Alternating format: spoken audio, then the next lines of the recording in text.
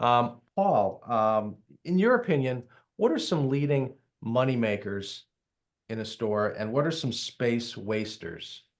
As far as layout and design of a store. Well, I think the money makers are the ones that are laundry related. If you can't have a full service counter, at least some kind of vended counter for larger soap.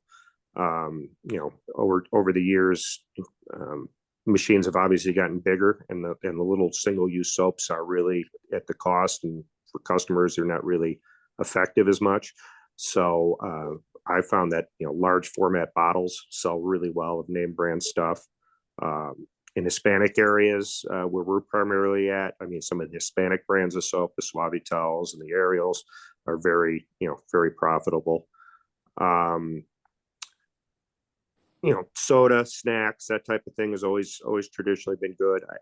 I'm not real big on the video games. I think video games, especially now with technology, are dated really quickly, and they take up a lot of space, and you really got to swap them out quite often.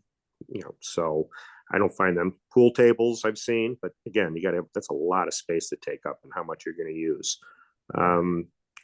If you're in an area that allows coin pushers, I've heard, I've never had the pleasure because they don't allow it in Chicago, but coin pushers are small format, take a lot of, are very profitable.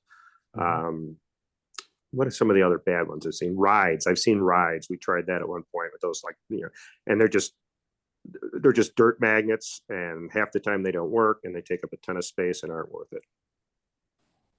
Great. Yeah. Great. Sharon, how about you from your perspective? What are the money makers, and what are the space wasters? So both of our stores are fully attended. We didn't even build them to where it could be unattended. You can just walk right behind the counter. So that being said, we don't have any vending machines per se. It's like a convenience store. We've got all sorts of laundry products. We probably stock way more than we should, but we sell it all. If we don't sell something, then we get something else. But detergents, and we sell pods, the single serve boxes, if you will, single load boxes, small bottles, large bottles, all name brand stuff, all the goods, the good brands. I don't go get the off brand, stuff. I want to make sure they have a good wash experience. You're making your money on the washers. I don't want to lose money on the products, but we do make a decent amount on those. We'll sell hangers, branded laundry bags, dryer sheets, softeners, vinegar, baking soda, sewing kits. Don't sell too many of those, but anyway, just laundry related and clothing related items, stuff like that. Then for snacks and pop, we actually have a refrigerator at each store. It's one that, like you'd see at a convenience store, or you just self-serve, get your snack, pop, whatever, bottle of water, take it to the counter, and then we ring it up. We have the UPC scanner, ring it up for them. It promotes the customer attendant interaction, and I want that. It's kind of like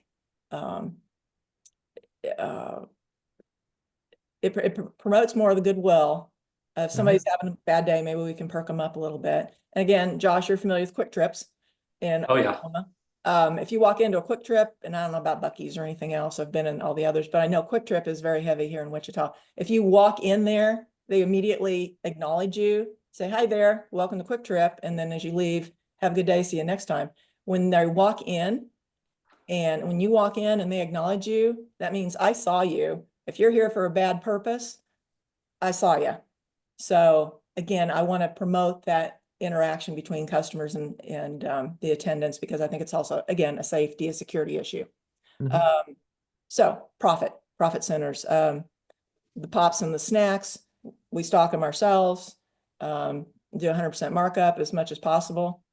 Have to collect that sales tax. That's kind of the fun part, isn't it? Collect the sales tax and get that paid to the state every month. We also do wash, dry, fold, drop off laundry. Things I'm not a fan of, massage chairs, just don't. Think COVID, remember how we had to disinfect everything that anybody could possibly touch? Ew. I really don't think those are money makers, but I've never had them. I couldn't speak to that, but I don't think that's a good idea. Josh can speak to dog washes. I don't want a dog wash anywhere near my laundromats. Love dogs, but the temptation would be then to bring the dog in the store, and not everybody's a fan of dogs. I don't want dog hair. We got enough dog hair as it is from dog beds. Great money makers though. I think those are great money makers. Just, I'm not sure about having them in a close proximity to a laundromat. Gambling machines, quarter pushers. No, Google gambling machines laundromat in Wichita, and you'll see why. There's a guy who got in some big trouble with that. They are illegal in Kansas. Focus on your self-serve. Just don't go there with those things. And like Paul said, arcade games are becoming like cute antiques now. Yes, they're outdated and don't work half the time.